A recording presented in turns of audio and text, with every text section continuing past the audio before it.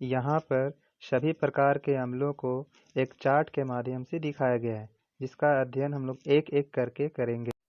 प्राप्ति स्रोत के आधार पर अम्लों का वर्गीकरण।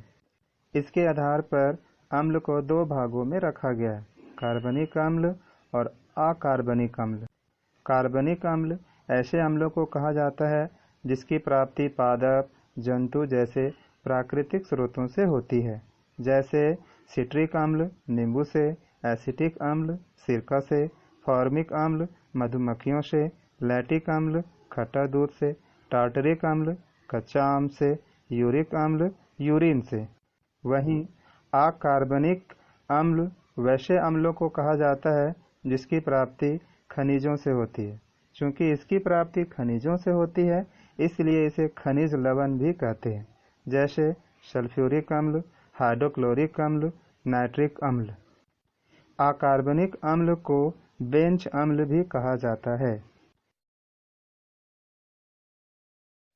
हाइड्रोजन एवं ऑक्सीजन की उपस्थिति के आधार पर अम्ल को दो भागों में बांटा गया है, ऑक्सी अम्ल एवं हाइड्रा अम्ल।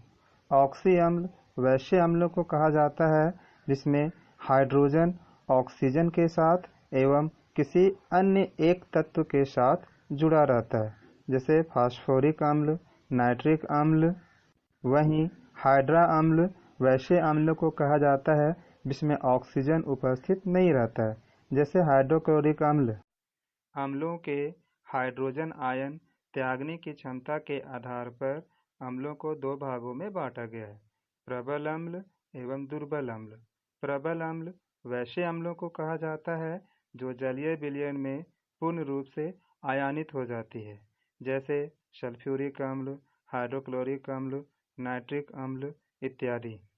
वहीं दुर्बल अम्ल वैसे अम्लों को कहा जाता है जो जलीय विलयन में पूर्ण रूप से नहीं घुलते हैं, अर्थात आयनित नहीं होते, जैसे एसिटिक अम्ल, फॉर्मिक अम्ल।